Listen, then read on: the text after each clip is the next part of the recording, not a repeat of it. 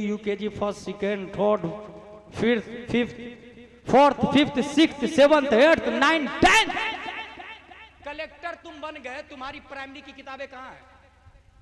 I don't know, may be my parents have knowledge about it, मुझे नहीं पता, हो सकता मेरी माँ को पता होगा। माँ बाप से जाके पूछे आपका बेटा जो कलकत्ता का कलेक्टर बना है, नर्सरी में जो किताबें पढ़ा था कहां है वो किताबें? का वो तो मैंने बेच दिया था, भंगार वाले को दे दिया, ठेले वाले को दे दिया। ठेला वाला भाई तूने क्या किया उस किताब को? कहा मैं तो होटल वाले को दे दिया, पान वाले को दे दिया। पान वाला भाई, होटल वाला भाई तूने क्या किया? उसने कहा मैंने तो कचौड़ी समोसा पकौड़ी पान डाल के बेच दिया उसको। हमने कचौड़ी खाया और कागज को डस्टबिन में डाला। याद रखिएगा, नगर निगम की गाड़ी आई, डस्टबिन से डस्ट को उठाकर अपनी आगोश में ली और शहर में जो सबसे गंदी जगह है वहां उसको डंप कर दी जाके। कलेक्टर ने पढ़ाई की, जिस कागज को देख देख कर twinkle twinkle little star, how I wonder what you are up about the world so high like a diamond in the sky when the burning sun is set when the sky with you is wet Johnny Johnny yes papa eating sugar no papa। ये सब पढ़ते पढ़ते रैन रैन go away सब पढ़ पढ़ के collector बना। कलकत्ता में सैलरी 2 लाख रुपए है, फॉर्च्यूनर है, BMW है, आईफोन है, अंडर टेबल लाखों करोड़ों का घोटाला है, वो अपनी जगह है। लेकिन जिसने कलेक्टर बनाया वो कहां है? नजासत में। भैंस गोबर कर रही है, गाय पेशाब कर रही है, उसी कागज पर जिस कागज को पढ़ के कलेक्टर बना। गौर कीजिएगा, अल्हम्दुलिल्लाह इसी वजह से मैं दावे के साथ कहता हूं, करप्शन हो, मॉब लिंचिंग हो, झूठ हो, किज़्ब हो, जुआ हो, शराब हो, फिस्को फुजूर हो, रेपिस्ट हो, इनका खात्मा कलेक्टर नहीं कर सकते। इनका खात्मा अगर करवाना हो तो गौसे आजम के गुलाम के हवाले निजाम कर दो, क्योंकि इनके यहां शुरू ही से बताया जाता है कि पढ़ने का टारगेट पैसा कमाना नहीं, दुनिया से करप्शन को खत्म करना है, खुद भी नेक बनना है, दूसरों को भी नेक बनाना है। इसलिए अगर कलकत्ता से करप्शन का खात्मा करना है तो निजाम उलमा के हवाले कर दो और सुप्रीम कोर्ट का जज ताजुश शरिया और मुहद्दिस कबीर को बना दो, निजाम सेंटर चलेगा। That is fact matter bro, क्योंकि अन नजाफा निस्फ मिनल ईमान हमारी किताब में आया, जोनी जोनी यस पापा में थोड़ी आता है। हम लोग दारुल उलूम तेगिया वाला अलिफ लाम मीम का पारा पढ़ा, अम्मा पारा इदादिया उला सानिया सालसा खामिसा राबिया, अल्लामा मुफ्ती बन गया। भाई साहब मुफ्ती साहब, वो जो प्राइमरी में आपने अम्मा पारा पढ़ा था, क्या हाल है उसका? उसके साथ क्या सुलूक किया? तो पर वही मुफ्ती बोलता है, भाई कल भी अम्मा पारा मेरे सर का ताज था और आज भी उसे आंखों से लगाता हूं, सर पे रखता हूं, क्योंकि एसपी कलेक्टर ही नहीं, मुफ्ती ही नहीं, मुजद्दिद और गौस अब्दाल, बल्कि मैं सहाबा की भी बात नहीं कर रहा, रब फतवा देता है ला यमस्सुहु इल्लल मुतहहरून। ए मुफ्ती, ए आलिम, ए फाजिल, ए गैर आलिम गैर फाजिल, कोई भी बगैर वुजू के किसी भी पारे को हाथ भी मत लगाना, बगैर वुजू के हाथ भी मत लगाना। जिसने मुफ्ती बनाया वो आज भी सर के ताज है अम्मा पारा। कुरान शरीफ अलिफ लाम मीम का पारा। बल्कि मैं माँ और बहनों को देखता हूं, वो जब गिलास में पानी दम कराने के लिए भेजती है, जा मौली साहब से दम करा के आ, वो बच्चा जाता, हजरत दम कर दीजिए ना, हुजूर अशरफ सोफिया ने कुरान की आयतें पढ़ी और दम किया, वो बच्चा ऐसे रखता है गिलास को, ऐसे ढक करके, क्योंकि कुरान की आयत पढ़ी हुई है उसमें। अगर कोई आता है तो बचाता है खुद को भी और गिलास के पानी को भी।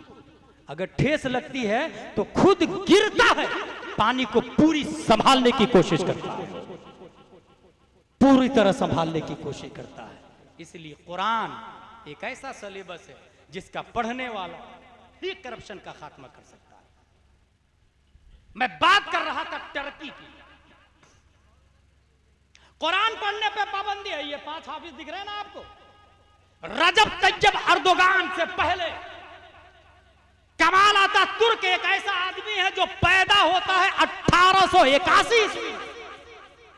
यहूदियों की फिक्र से मुतासिर होता, सल्तनत उस्मानिया के खात्मा के बाद कुरान पढ़ना हराम हराम हराम फतवा लागू कर देता, कानून बना देता।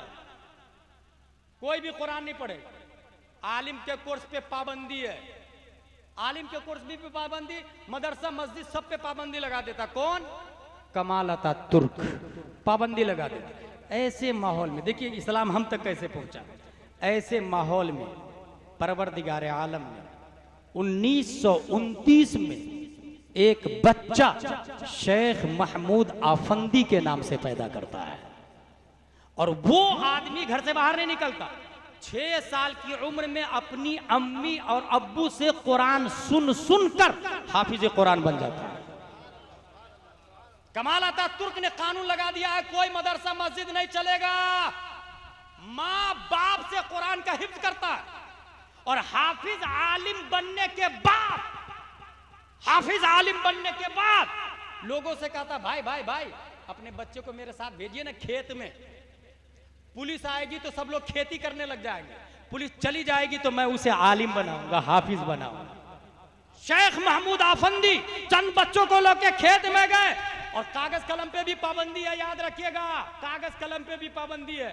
वो मर्द मुजाहिद आलिम दीन कहता है अलिफ ऐसा होता है, बा ऐसा होता है, उसके नीचे एक नुक्ता होता है, इसी के ऊपर 2 नुक्ते लगा दे तो ता बनता है। हरूफ मुशब्बा बिल फेल 6 है, इन्ना अन्ना का अन्ना लाकिन्ना लईता लअल्ला। तारीख बताती है शेख महमूद आफंदी ने उंगलियों के इशारे से कमाल अतातुर्क की पाबंदी के बावजूद अपने वक्त के कई बेशुमार उलमा को उन्होंने पैदा किया, कई उलमा को पैदा किया। और उन्हीं के शागिर्दों में एक शागिर्द रजब तैयब अर्दोगान है। जब अक़वाम मुत्तहिदा में जाता, फिलिस्तीन की हिमायत करने वाले इजराइल की आंखों में आंखें डालकर बोलता है, तू बातिल, तेरा नजरिया बातिल, तेरी नीयत बातिल, तेरा मकसद बातिल। और ये शेख महमूद आफंदी के तसव्वुफ की तरबियत का नतीजा है कि अहले दुवल की आंखों में आंखें डालकर ये साबित कर देता है कि मर्द हक बातिल के आगे मात खा सकता नहीं, सर कटा सकता है लेकिन सर झुका सकता नहीं। मेरे भाई इस तरह इन लोगों से इस्लाम हम तक पहुंचा है। मुस्कान को यह कहा जा रहा है कि हिजाब उतारे। आर्टिकल 25 में यह लिखा हुआ है, freedom of conscience and free profession, practice and propagation of religion. हर हिंदुस्तानी को 4 राइट हासिल है। राइट टू कंशंस, दिल से जिसको चाहे खुदा माने, चूहा, बिल्ली, कुत्ता, छछुंदर, पील का झाड़, नींबू का झाड़, पीपल का झाड़, कोई पाबंदी नहीं इंडिया में, कोई पाबंदी नहीं। राइट टू प्रोफेस, दावा भी कर सकते हैं ये झाड़ मेरा खुदा है। सुप्रीम कोर्ट ऑफ इंडिया का जज बोलेगा काटना इलीगल है, क्योंकि आस्था पे फतवा दिया जाता है, फैसला किया जाता है। राइट टू प्रैक्टिस, पूजा भी करे, इबादत भी करे, कोई पाबंदी नहीं। राइट टू प्रोपगेशन, तबलीग का भी हक हासिल है। 4 राइट है। इसके बावजूद क्यों कहा जा रहा है हिजाब उतारे? हाई कोर्ट ऑफ कर्नाटका ने क्यों कहा वियरिंग हिजाब is not essential part of Islam? जरूरी पार्ट नहीं है इस्लाम का। इस्लाम का कौन सा पार्ट जरूरी है, ये वो आदमी बोल रहा है जिसको दरबा ज़ैदुन की तरकीब नहीं मालूम। अल कलिमत तो लफ्जुन से ना आशना। अलहम्दो में दाल के ऊपर पेश क्यों आया, ये हाई कोर्ट का जज बता सकता, उसका बाप भी नहीं बता सकता। फिर कुरान में क्या जरूरी क्या गैर जरूरी है, ये अशरफुस सूफिया बताएंगे, ये उलमा बताएंगे, ये मुहक्किकीन मुजद्दिदीन और मुफ्तियान इस्लाम बताएंगे। वो जाहिल को क्या मालूम कि कौन अम्र फर्ज के लिए आता, कौन सा अम्र वाजिब के लिए आता, कौन सा अम्र मुस्तहब के लिए आता, कौन सा अम्र सुन्नत के लिए आता, ये हमारे उलमा जानते हैं।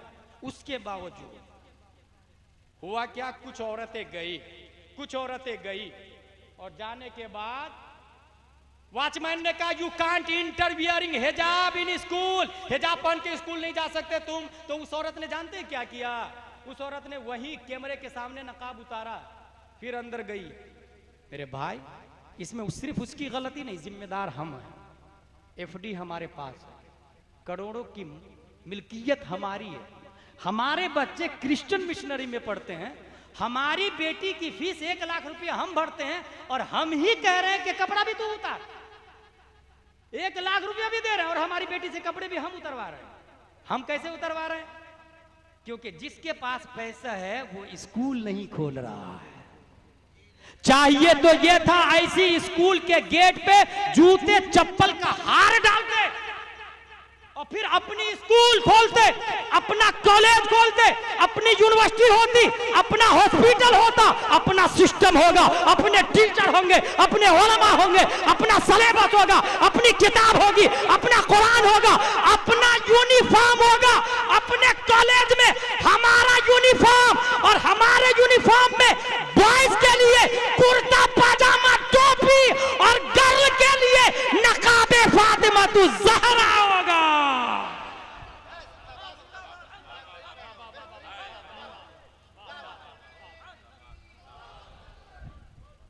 एक ही नारा लगाता, उनको जरा समझा दो, 3 नारे तकबीर।